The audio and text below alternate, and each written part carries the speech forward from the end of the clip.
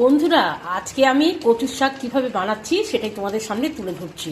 আর এটা লাল কচু। আমি কচুটা প্রথমে সিদ্ধ করতে বসিয়ে দিয়েছি।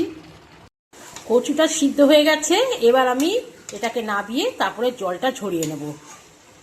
এখানে নুন আর হলুদ দিয়ে ইলিশ মাছের মাথাটা মাখিয়ে নিয়েছি। তেল গরম হয়ে গেছে, এবার আমি মাথাগুলো ভেজে নেব।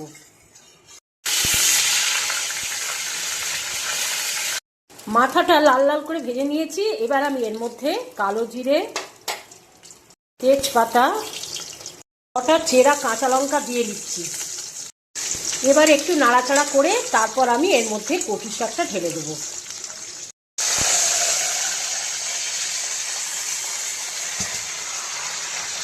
যেহেতু কচুটা নুন দিয়ে সিদ্ধ করেছি, তাই অল্প একটু নুন আর হলুদ দিয়ে এবার এটাকে ভালো করে নেড়ে তারপর কিছুক্ষণ রেখে দেব।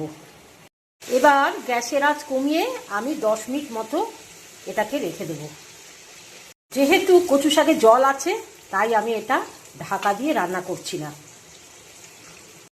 এই দেখো 10 মিনিট প্রায় হয়ে গেছে, আর কচু শাকের জলও অনেকটা শুকিয়ে গেছে।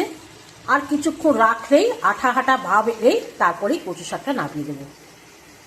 বন্ধুরা, কচু শাক প্রায় হয়ে এসছে। এবার আমি এর মধ্যে অল্প একটু চিনি আর 1 চামচ ভাজা জিরের গুঁড়ো উপর থেকে ছড়িয়ে দিচ্ছি।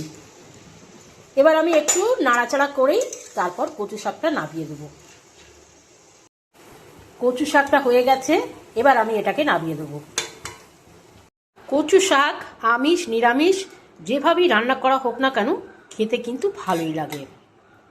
আজকের আমার এই রান্নাটা তোমাদের কেমন লাগলো জানিও। আজকের মতো এইটুকুই। আগামী দিন আবার একটা নতুন ভিডিও নিয়ে তোমাদের সামনে হাজির হব।